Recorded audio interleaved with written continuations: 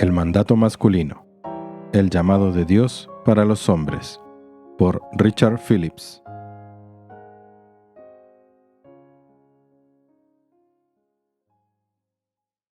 Capítulo 7.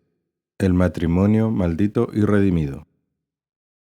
Las mujeres están malditas. Así murmuró un amigo en la universidad tras la ruptura de su último romance. Las mujeres están malditas, respondimos afirmándolo en un coro varonil, reflexionando sobre cómo esas misteriosas criaturas nunca parecen actuar como quisiéramos. Esta es la razón por la que nos resulta más fácil pasar el tiempo con otros hombres, por la que a menudo tratamos a las mujeres mucho peor de lo que merecen y por la que más adelante intentamos posponer el matrimonio el mayor tiempo posible. En realidad, el hecho de que las mujeres sean insondables para los hombres es la bendición que Dios ha querido para nosotros, así como vimos en el capítulo anterior. Dicho esto, la declaración de mi amigo debería ser aceptada como cierta.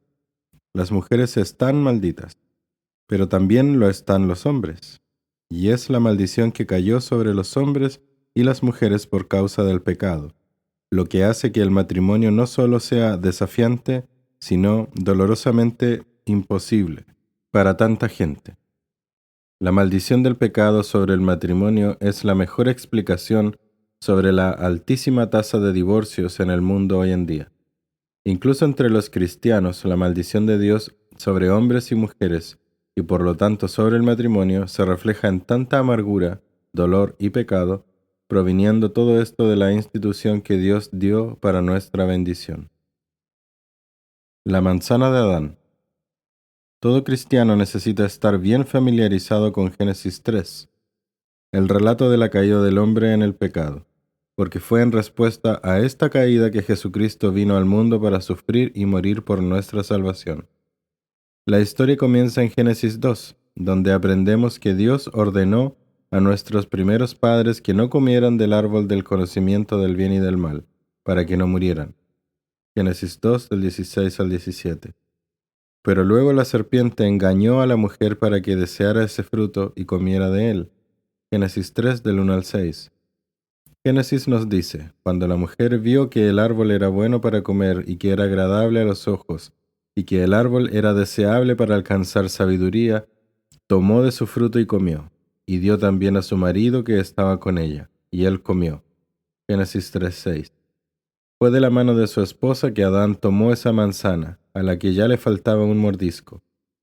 Observa aquí que Satanás dirigió su primer ataque contra la creación de Dios a través de la relación hombre-mujer. Adán cayó en pecado por su lealtad y amor a su esposa. Esto nos muestra no solo que Satanás puede ser inmensamente sagaz al diseñar sus tentaciones, sino lo que es más importante, cuán central es el matrimonio en el plan de Dios. Satanás atacó en un punto donde el hombre y la mujer eran vulnerables, pero también porque Satanás vio la potencial amenaza de su asociación. Entonces, cuando algunos te quieran decir, ¿ves? Te dije que el matrimonio es malo, la verdad es realmente lo contrario. El matrimonio es tan bueno que fue lo primero que Satanás atacó. Creo que ante el hábil asalto de Satanás, Adán se encontró en un dilema que se convirtió en su ruina. Pensó que debía elegir entre la mujer y Dios, entre el don, la mujer, y el dador. Parece haber pensado que rechazar la fruta significaba un rechazo a su esposa a favor de Dios, y que aceptar la fruta significaba un rechazo a Dios a favor de su esposa. Tan grande fue la devoción de Adán hacia la mujer que cometió el grave pecado de elegirla sobre Dios. La evaluación de Adán sobre este dilema solo fue medio acertada. De hecho, se trataba de un falso dilema, no la simple elección entre esto o aquello que él había entendido. No sabemos qué habría sido de Eva si Adán hubiera pedido ayuda a Dios a la luz de su pecado, pero sí sabemos que el unirse a ella en rebelión contra el mandato de Dios fue la respuesta incorrecta. Las dádivas de Dios transmiten bendiciones solo cuando se disfrutan en obediencia a Dios. Al elegir pecar con Eva, eligiendo la dádiva sobre el dador, Adán entró en la astuta trampa de Satanás y cayó bajo la condenación de Dios. A fin de cuentas, Adán cayó no solo por elegir pecar, sino por preferir la dádiva de Dios, que es su esposa, sobre Dios mismo. Este patrón da forma a la actitud caída del hombre incluso hoy. La humanidad pecadora desea las dádivas y las bendiciones de Dios, pero no quiere tener nada que ver con aquel que las provee. Aceptamos la dádiva y rechazamos al dador. En ninguna otra área de la vida esto es más cierto que en las relaciones entre los sexos. Los hombres incrédulos desean disfrutar de las bendiciones de la compañía femenina, en sus propios términos, generalmente con un enfoque en el sexo, tomando el regalo de Dios como entienden es mejor para ellos mismos. Como resultado, el matrimonio y la sexualidad se han convertido en nuestra sociedad tanto en una maldición como en una bendición. Este relato de Génesis 3 no es una historia feliz, y pasaremos gran parte de este capítulo explorando los efectos perniciosos e implacables del pecado en el matrimonio que se desataron ese día en el huerto. Esto es necesario porque si queremos aprender a lidiar con el pecado de manera efectiva, debemos enfrentarlo claramente. Pero para que aquellos que necesitan un rayo de esperanza para sostenerlos en las próximas páginas sepan que al final de este capítulo habremos identificado y celebrado la solución al problema que comenzó en Génesis 3. Amor distanciado. Las secuelas del primer pecado son tan instructivas como el pecado mismo. Lo primero que notamos es que el pecado inmediatamente comenzó a arruinar la relación entre el hombre y la mujer. Entonces fueron abiertos los ojos de ambos y conocieron que estaban desnudos. Génesis 3:7. La libre intimidad de su relación amorosa fue contaminada por el pecado y se convirtió en algo desagradable y lleno de vergüenza. Como resultado, cosieron hojas de higuera y se hicieron delantales. Génesis 3:7. Así es como vivimos hoy, con nuestros corazones y mentes corrompidos por el pecado. Difícilmente dejamos que alguien nos conozca realmente, incluyendo a aquellos más cercanos a nosotros. Además, nuestras estratagemas de autoprotección son a menudo tan patéticamente ineficaces como aquellas de nuestros primeros padres. Ninguna variante de esconderse detrás de unas hojas de higuera puede realmente marcar una diferencia, solo a través de las gracias gemelas del perdón y el arrepentimiento. Los cristianos pueden recuperar gran parte de lo que se perdió en el pecado, para que la unidad que Dios quiso para el matrimonio pueda ser restaurada en una gran escala. Sin embargo, más fundamental que el distanciamiento entre el hombre y la mujer es el distanciamiento entre Dios y el hombre que resulta del pecado. Adán y Eva oyeron al Señor Dios que se paseaba en el huerto al fresco del día. Génesis 3:8, por lo que se escondieron entre los árboles. ¿Qué podría describir más perfectamente los efectos malignos del pecado que esta huida de la presencia de su buen y amoroso Dios? Cuando Dios cuestionó a Adán por su comportamiento, nuestro primer padre respondió: tuve miedo porque estaba desnudo y me escondí. Génesis 3:10. Y Dios le dijo: ¿quién te ha hecho saber que estabas desnudo? ¿Has comido del árbol del cual te mandé que no comieras? Génesis 3:11. Aquí vemos los efectos violentos del pecado, separando al hombre no solo de Dios, sino también de la mujer. Adán respondió: la mujer que tú me diste por compañera me dio del árbol y yo comí. Génesis 3:12. Adán se convirtió así en el primero de una larga línea de hombres que culpan a los demás. Como decimos hoy, tiró a Eva debajo del autobús, traicionándola en un esfuerzo por salvar su propio pellejo. Antes de que el pecado entrara al huerto, Adán estaba abrumado por la bendición de la mujer. Génesis 2:23. Pero ahora la despreciaba y acusó a Dios por encadenarlo a ella. La defensa de Eva fue solo un poco menos mezquina. No aceptó ninguna responsabilidad por su pecado y culpó a la serpiente, y tal vez acusó a Dios por su falta de protección. La serpiente me engañó y yo comí. Génesis 3:13. Qué hermoso desastre produjo el pecado. Su poder para hacerlo no es menos hoy. El pecado continúa destrozando vidas y matrimonios. Al igual que Adán, a los hombres de hoy nos resulta más fácil criticar y acusar a nuestras esposas que confesar nuestro pecado. Para algunos hombres, el conflicto con sus esposas deteriora su relación con Dios. Para otros, su falta de relación con Dios los incapacita para amar a sus esposas sacrificialmente. El matrimonio maldito por nuestro fracaso. Si la situación no era lo suficientemente mala, la respuesta de Dios empeoró las cosas. En todo, Génesis 2 y 3, creo que nada describe y explica con mayor precisión los problemas que experimentamos en el matrimonio hoy en día que las maldiciones de Dios sobre la mujer y el hombre. La maldición de Dios sobre la mujer.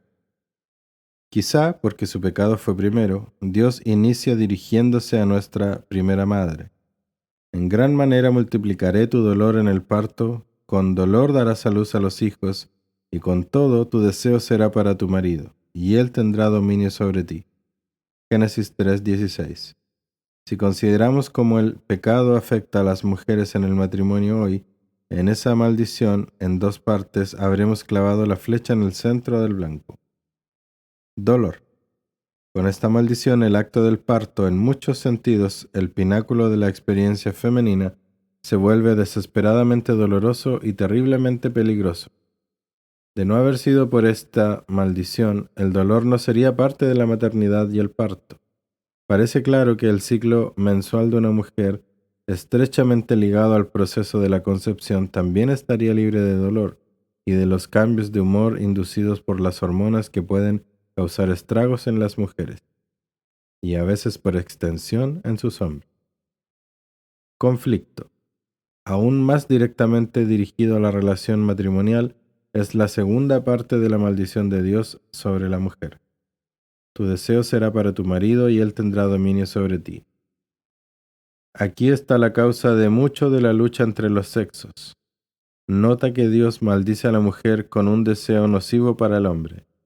Ella fue hecha como ayuda para el hombre, Génesis 2:18, pero ahora esa orientación hacia el hombre es hecha una maldición. La palabra para deseo que Dios emplea aquí aparece solo otras 2 veces en toda la Biblia.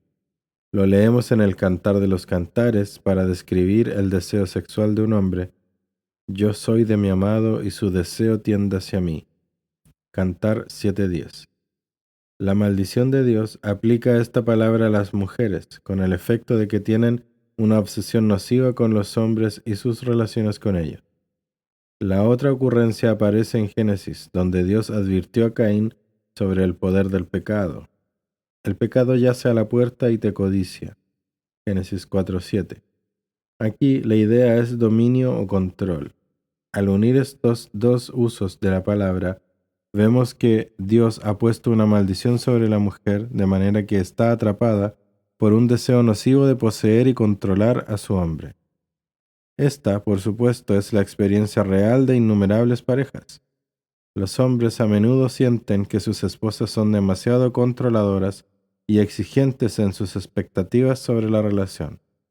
Entonces los hombres arremeten, tal como Dios dijo, y Él tendrá dominio sobre ti.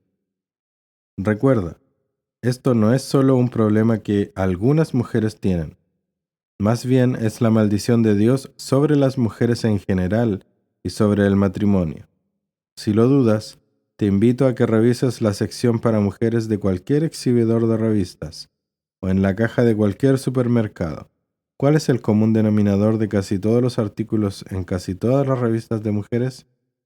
Ya sea que el tema sea el desempeño sexual, la dieta, la cocina o la costura, hay un enfoque en poseer y controlar al hombre. Bajo la superficie de todo esto está la maldición de Dios sobre nuestra madre pecadora. Tu deseo será para tu marido, y él tendrá dominio sobre ti. Génesis 3:16. Esta maldición es el castigo de Dios por el pecado de Adán y Eva, magnificando los efectos del pecado en nuestras relaciones.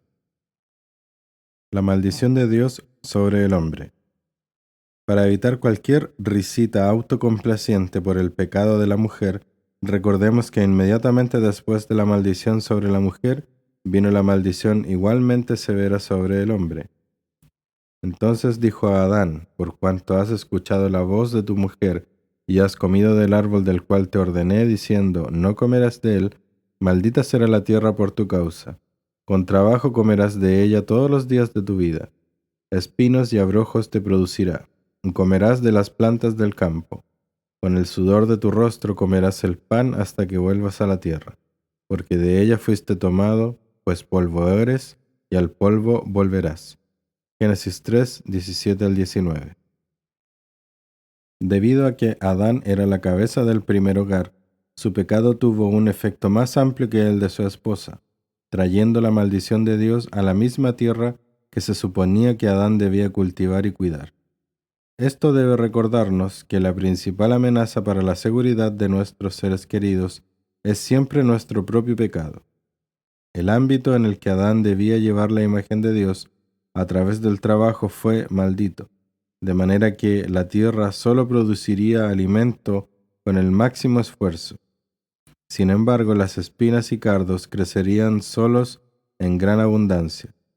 Esta es la razón del problema de malezas en mi patio, el por qué nuestro trabajo es a menudo tedioso y extenuante, y el por qué la muerte nos espera a todos al final de nuestros días de trabajo.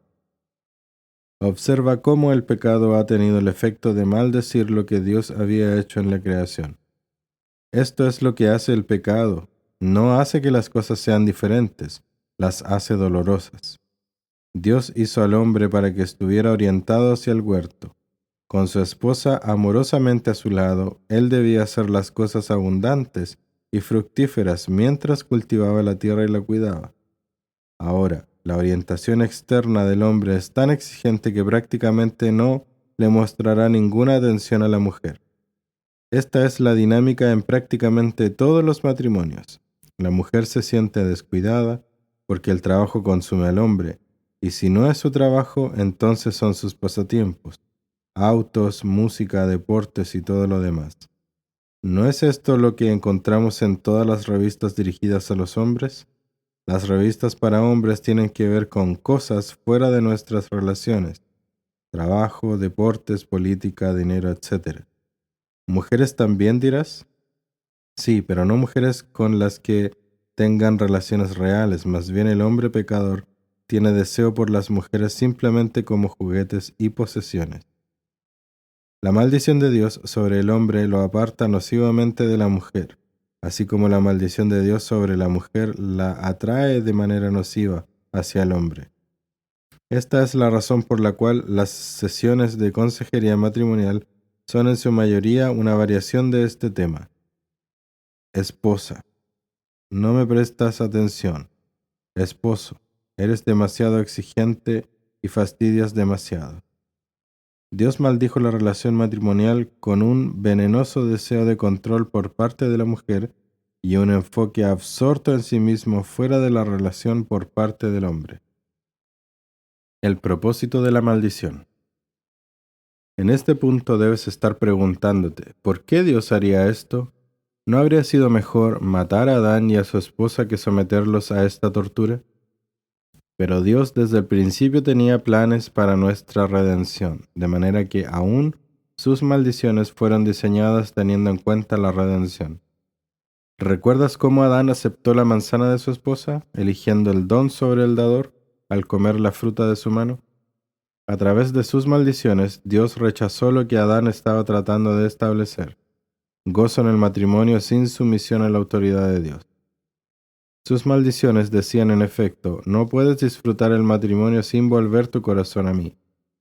Las maldiciones de Dios sobre la relación fueron el veneno por lo cual solo Dios era el antídoto. Es por eso que el matrimonio prácticamente no tiene esperanza fuera de la gracia de Cristo. Y es la razón por la que el divorcio aumenta sin control. La intención de Dios con las luchas que experimentan los hombres y las mujeres en el matrimonio es que éstas nos llevan a nuestras rodillas y a nuestras Biblias, para que restituyamos a Dios el centro de nuestras vidas. La prueba de que las maldiciones de Dios eran redentoras se encuentra en las maldiciones mismas, específicamente una maldición que precedió a las dadas a la mujer y al hombre. Después de enviar a la serpiente a retorcerse en la tierra por toda su vida, Dios maldijo a Satanás, y pondré enemistad entre tú y la mujer, entre tu simiente y su simiente. Él te herirá en la cabeza, y tú lo herirás en el calcañar. Génesis 3:15. La primera parte de esta maldición garantizaba que siempre habría descendientes piadosos de Adán y su esposa haciendo frente a los descendientes impíos. Satanás nunca conseguiría ganar a toda la humanidad para su causa profana, pero lo más significativo aquí es la promesa respecto a un descendiente particular de la mujer. Él te herirá en la cabeza y tú lo herirás en el calcañar. Aquí se predice la derrota final de Satanás por el Señor Jesucristo, quien nacería de una mujer y sufriría las heridas de los ataques de Satanás, mientras colgaba de la cruz. Sin embargo, en el proceso, Jesús aplastaría la cabeza de Satanás, destruyendo los cimientos del reino de Satanás al sufrir la ira del Padre y al morir para liberarnos de nuestros pecados.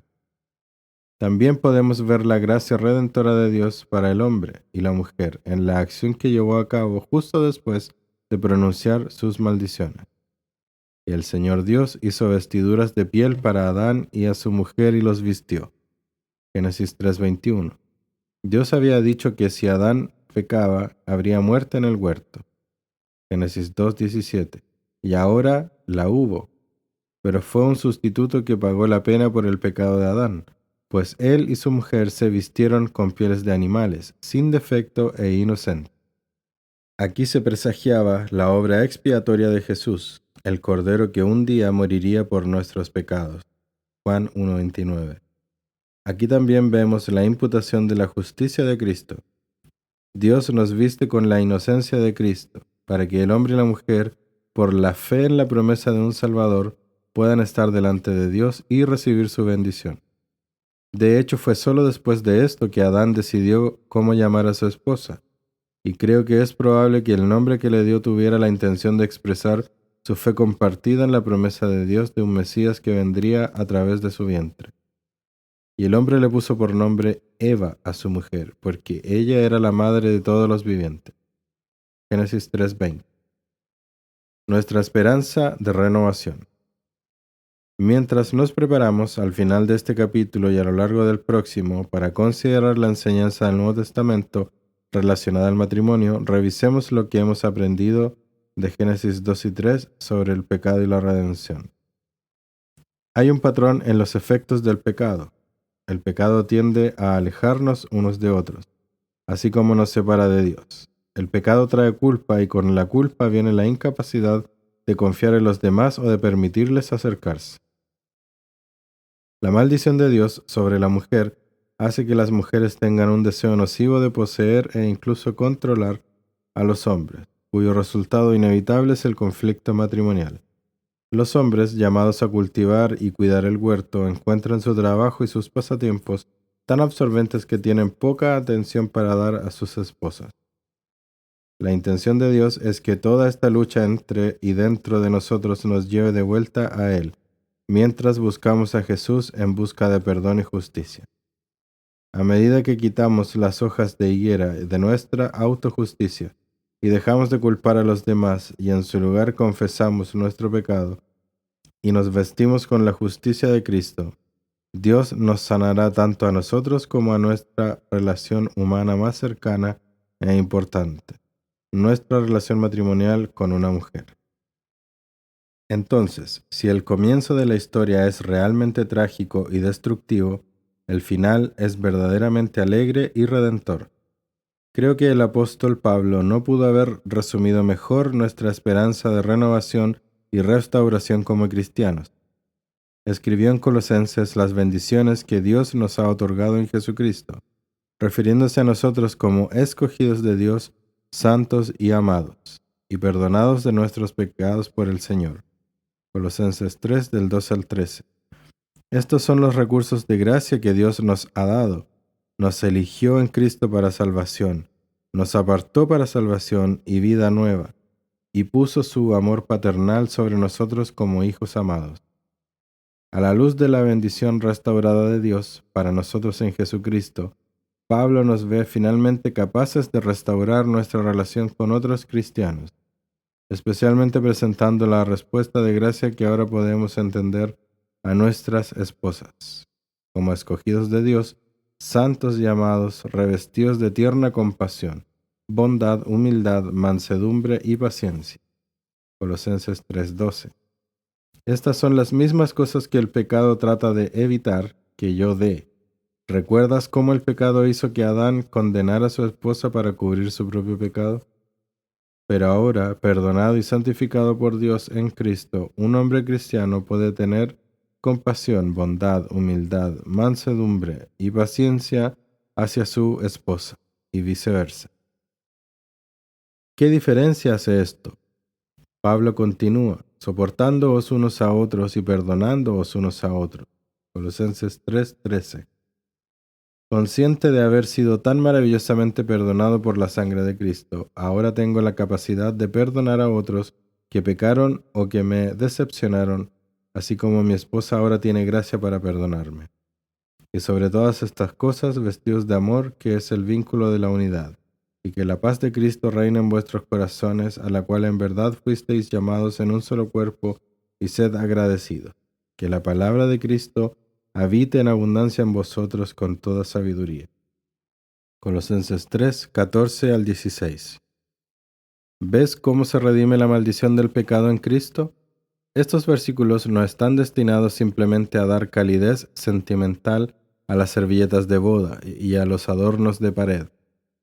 Más bien, son la agenda tangible de la gracia restauradora de Dios. No tengo que esperar hasta entender completamente a mi esposa para amarla. En Cristo no tengo ninguna orden de retener mi amor hasta que ella cambie de acuerdo con mi agenda egoísta.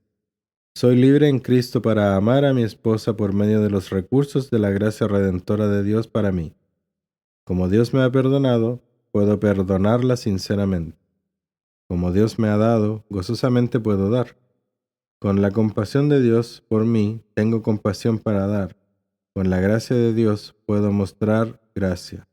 Y con la palabra de Dios morando en nuestra relación, mi esposa y yo podemos crecer en esta gracia para que aprendamos más y más a amarnos el uno al otro, mientras extraemos más y más de los pozos del amor salvador de Dios por nosotros. Como dije en el capítulo anterior, el saber hace toda la diferencia. Es de gran ayuda saber qué ha salido mal con la humanidad y con los hombres y las mujeres en particular. Pero ayuda mucho más conocer la gracia que Dios tiene para nosotros por medio de la fe en Jesús, el Cordero que quita nuestro pecado. Dios quiere que conozcamos su valor como dador, para que Él esté en el centro de toda adoración y vida.